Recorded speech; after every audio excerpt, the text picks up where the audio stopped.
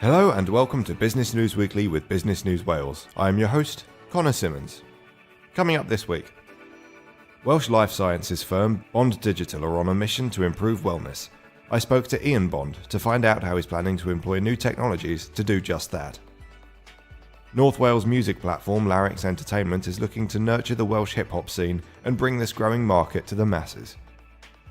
Cardiff Bay video production agency, Rockadove, are offering charities in Wales a chance to win a £10,000 video project. One of South Wales's most recognisable brands in the automotive sector, Trade Centre Wales, have announced record profits. Welsh ICE tells us about their new 5 to 9 initiative, looking to bring start-up business support to the Welsh Valleys. And the Cardiff capital region have announced a pilot scheme intended to support young graduates to ensure Wales retains the top talent coming from our universities. And of course, our very own Chris McColgan has been looking into some of the biggest business events going on in South Wales. All of that and more. But first, new technology can certainly be disruptive, but when applied to the right field in the right way, it can make a huge positive difference not only in people's businesses, but to people's lives. Life Sciences firm Bond Digital Health believes this, and they're hoping the hiring of their new head of technology will help them in furthering this cause. I spoke to Ian Bond to find out more. I'm Ian Bond. I'm the CEO of a company called Bond Digital Health. And what we do is we apply digital technology to a whole variety of health issues, looking to provide wellness and solutions, particularly to chronic diseases. So can you give me an example of how your company provides digital solutions to health problems? One good example is the development of intelligent self-management tools. And the one that we're working on in various ways relates to my condition. I have COPD, chronic obstructive pulmonary disease. And when I was diagnosed, I felt that I needed to know more about me. I needed to know more about my disease and how my lifestyle, my other issues, all related together. And it was from that point that I started to develop pretty well a simple handwritten system, which I use morning and evening when I was taking my medications. A very good friend of mine, Dave Taylor, he looked at it and we agreed this could be digitized and eventually developed into an app to provide support for people with lung disease. So you've recently taken on a head of technology in the form of Russell Hicks. What are you hoping that Russell is going to bring to the organisation? Well, Russell's got a background in computer science and also in the development of the kind of tools that we're talking about. And I think that what Russell gives us is a high-level technical oversight on projects. Producing an app is not simply a matter of sticking something on a smartphone. There's an awful lot of technology in the background. You've got to relate to an awful lot of stakeholders, the NHS, doctors, nurses, the patient, data, deep research, data mining. You've got to take all those things into account. And he's the guy that's going to manage that process for us and develop our technical team from 4, as it is now, into probably about 8 by the end of the year. What are Bond Digital Health hoping to achieve going forward? What's the plan for the next 5 years? Over the next 5 years, we will be opening offices stateside, Middle East, possibly Australia. We'll be providing digital technology to clinical developers, clinical device developers. We'll be pushing out on R&D projects ourselves. We've already got 3 cutting-edge projects underway for lung disease, which will have an impact. We're looking at things also in agri-food, using the same technology, tackling things like bovine TB. This bit of technology that we've got, that concept, can be used in a number of places. We're going to drive the business forward on the strength of that. And we would see ourselves probably 40 strong with a valuable asset to the Welsh economy and everyone living at the right kind of wage, working damned hard to produce wellness. We may not associate North Wales with hip-hop, but a burgeoning music scene is emerging from the region, and Larynx Entertainment, with the backing of Development Bank of Wales, are looking to bring it to the masses. I spoke to Pete Rogers, co-founder of Larynx, to learn more about the opportunities available to the growing community. My name is Pete Rogers, and I am one of the co-directors of Larynx Entertainment, which is a urban media platform. Larynx Entertainment focuses on, I guess, hip-hop would be the broad term for it, which encompasses rap, grime, all that sort of like side of the genres. Hip-hop in general is becoming a huge genre of music, and that's like around the world, not just here. But on a grassroots level, when you look at Wales, there is loads of artists doing their own thing, whether it's recording in bedrooms, whether it's gigging at open mic nights, whether it's putting out projects on SoundCloud. But we looked at it and didn't feel it was, I guess, connected and then represented. So could you tell us a little bit about this scheme and what it's going to mean to local artists? Yeah, totally. So Larynx Entertainment actually got its start at a poetry night about 5 years ago. So Tim Humphreys-Jones, who's our creative advisor, he started an open mic night for poetry. And poetry and hip hop obviously have quite a direct link. And after sort of the first 6 or 7 months, we saw these hip hop artists coming through and performing at this poetry night. And we sort of said to them, like, hey, we haven't heard of you before. What is it you do? Where do you gig? And they sort of went a bit blank face at us. They were like, well, we just sort of rap with our friends and we record things in our bedrooms. And there wasn't really a place for them to showcase these talents. So our hope for local artists is to change that conversation entirely. How did the actual funding come about? Myself and the other co-director, Dave Acton, we sat down one day and we decided to rebrand as Larynx Entertainment, which will become the platform for making social media videos, for making music projects, for making, management labels, physical products. And initially, we were just going to try and do it out of our own pockets because we didn't want to be those people who were asking other people for money before we'd kind of proved ourselves, I guess, in that sense. So we went out and we did a live show. We got a few things together. We got a couple of videos recorded and we put them out there to see what the feel was like. Our first video did really well. It hit like 2,000 views or whatever, just as an organic video with an artist called Luke RV. There wasn't any money behind it, but we had to pay our creative team out of our own pocket, which was totally fine. But we sat down and we sort of said, well, these initial videos we've done, they've actually done some numbers, and that's just organic. That's without us buying equipment. That's without us sponsoring anything.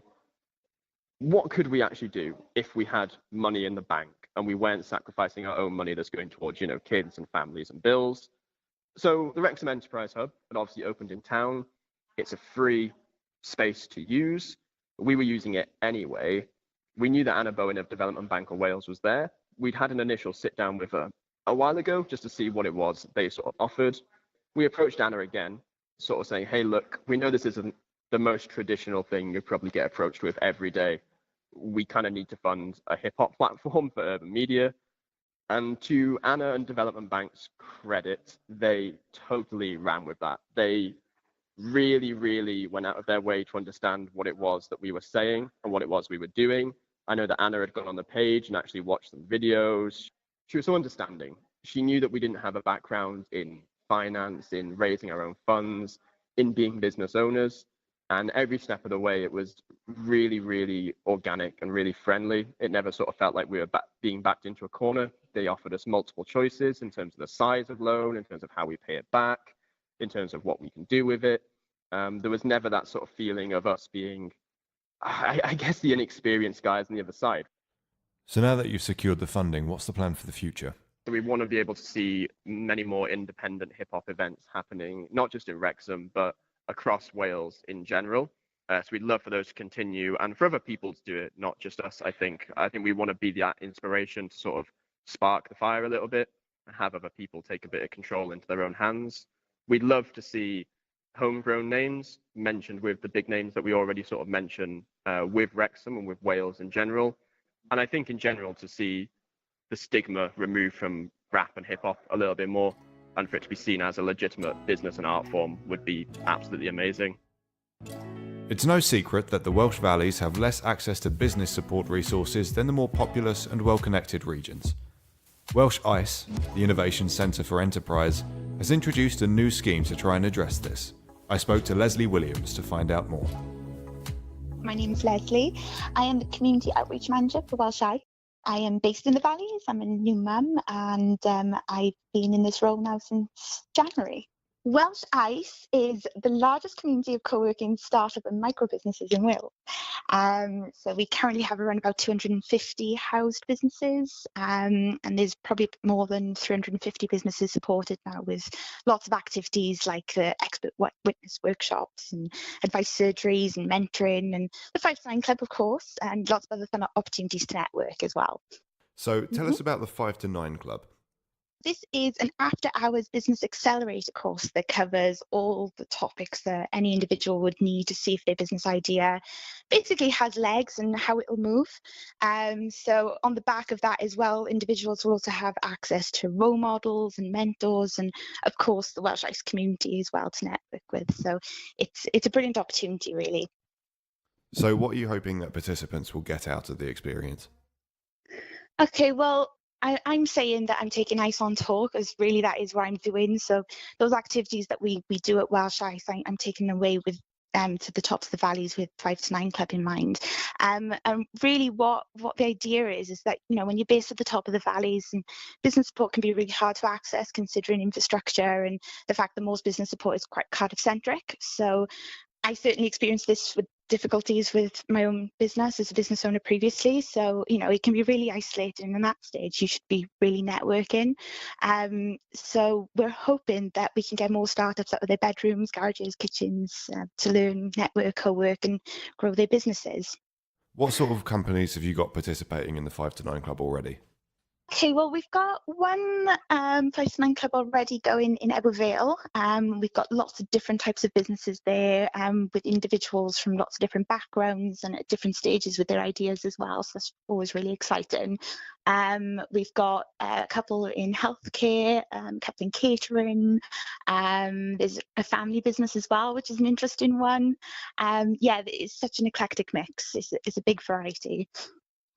So for anyone out there listening who might be interested, how will they get in touch? How would they join? So you can email me. So my email address is Leslie, spelled Lesley, at welshice.org. Or you could go on the website, www.welshice.org/5-9-club. And there's a little application form on there that you can fill in, and then that information comes to me and I'll get in touch. Fantastic. Well, we wish you, the programme, and all the participants the best going forward. Thank you so much. Thank you. It means the world. Trade Centre Wales may well be Wales's most recognisable brand in the automotive retail space. Recently, they've opened 2 new locations outside of Wales, and this year they have announced record profits. I spoke to Andy Colthurst, CEO of the Trade Centre Group, to learn the secret of their success. Andrew Colthurst. I'm the Chief Executive Officer of the Trade Centre Group. We are a car supermarket group which operates 3 car supermarkets in South Wales, which trade under the Trade Centre Wales brand. And we also operate 2 recently opened car supermarkets in the Midlands, West Midlands, which trade under the Trade Centre UK group. You've recently announced a before-tax increase of 38% to your profits. Tell us a bit about that. That's mainly driven through the increased sales volume year on year. We benefited in 2018 from a full year of our Wednesbury store.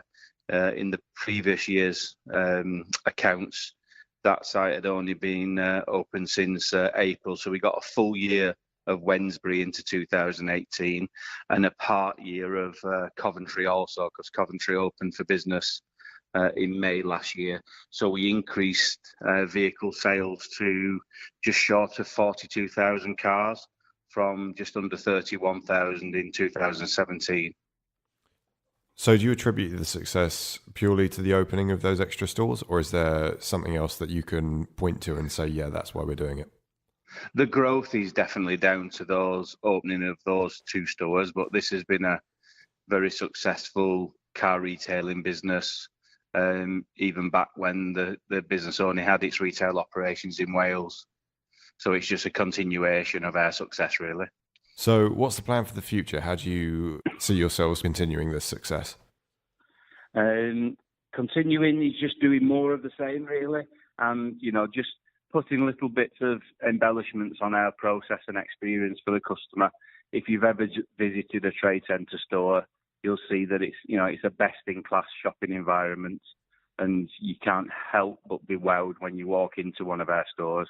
And we just need to make sure that we continue to make sure that all our customers are wowed as they leave the store as well from the experience that they've had. Fantastic. Thanks so much for speaking to us, Andy. With 8 major universities in Wales, 4 of which are situated in Cardiff, training new talent for the job market is easy, but retaining that talent is another matter.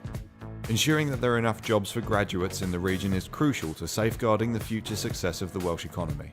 I spoke to Councillor Debbie Wilcox about the Cardiff Capital Region's graduate scheme and what it plans to do for our graduates. I'm Councillor Debbie Wilcox. I'm the leader of Newport City Council and I'm the Skills Cabinet Lead for the Cardiff City deal. So tell us about the Cardiff City deal. Okay, well, it's 10 local authorities in South East Wales, and that equates to 52% of the population of the country. And we've pooled our resources together to become this capital region in order to promote growth across the region. So tell us about the CCR graduate scheme. Well, this graduate scheme, it's really designed to deliver enhanced innovation. We want productivity gains with it, and obviously economic growth, because we want to link talented graduates with ambitious businesses that we have in South East Wales. Is there a specific problem that this scheme is looking to solve? Yeah, what we're looking at, we're looking to support and design graduate level jobs.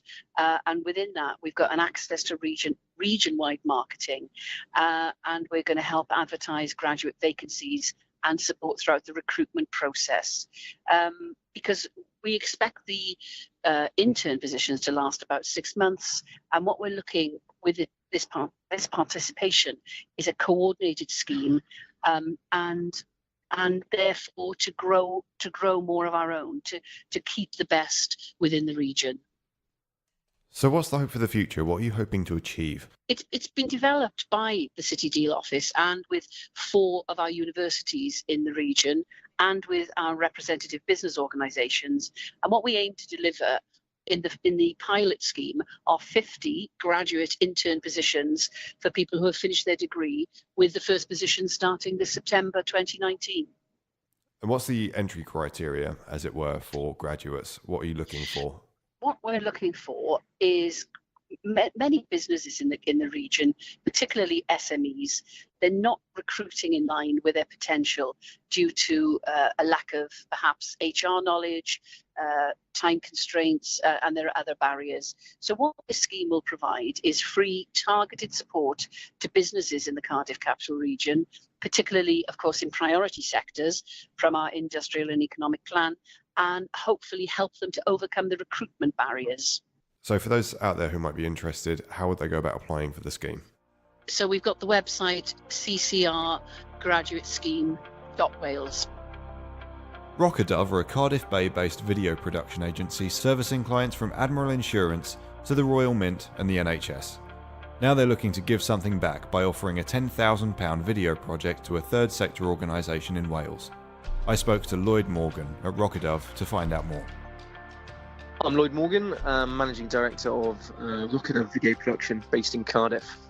Rockadove is a video production agency that specialises in producing content for business and organisations across the UK.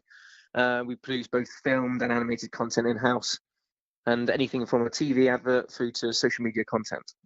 Tell us about this competition that you're launching. Well, the Third Sector Prize was an idea that we came up with probably about 18 months ago, but with all good ideas, sometimes project work gets in the way and they don't come to fruition.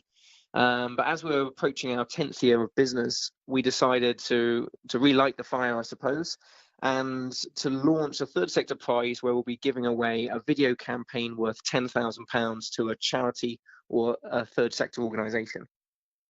So what are you hoping to be able to achieve for these charities? What does a £10,000 video project get them? From our experience, a lot of charities, certainly the smaller charities in Wales, have limited funds and limited budget to spend on these sort of things. And what we want to do and what we want to sort of prove to them really is that with a modest budget of £10,000, not only can you produce something really effective in terms of video content, but we can also promote it and push it out to the correct audience. So we're hoping to sort of make tangible results for a charity and make a real difference to them. So have you got any types of charities in mind that you'd particularly like to work for? No, we're kind of open to all charities, all causes. And I think that's the nice thing about this is almost any charity or third sector organisation can apply for this opportunity. And what we're looking for is what is the problem they have, and if that's a problem we think we can solve with video, they'll be shortlisted and they'll go to the judging panel. And it's really, really exciting because already charities are sort of putting through an application. It's all sorts of different causes and things they're trying to achieve. So it's really exciting. For the charities out there who might be listening, how do they go about applying? Well, they can go through to the website, and we have the third is TSP at the top of the site, and all they need to do is fill in a few very, very simple questions on the form.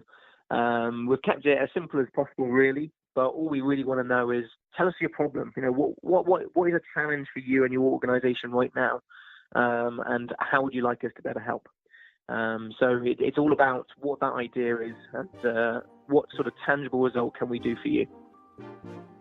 And now I'm joined in the studio by our very own Chris McColgan, who's got his eye on a couple of business events. Thanks for that, Connor. Business shows are some of the major highlights of the year, and next week sees 2 events in Cardiff. On Wednesday, the inaugural Cardiff Construction Shows takes place, and on the following day is the Cardiff Business Shows. I spoke to Emma Wilkins to tell us more. Emma, welcome to the show. Thank you very much. For our listeners who may be unfamiliar, can you give us some background on yourself and the business shows? Yeah, of course I can. I set up the Welsh Business Shows in 2010. I also am a director of a telecoms business called NUTEL, and I'd been networking for a few years with that business, and I'd attended and exhibited at some exhibitions. And like a lot of entrepreneurs, I thought I could do better than the exhibitions that I'd attended.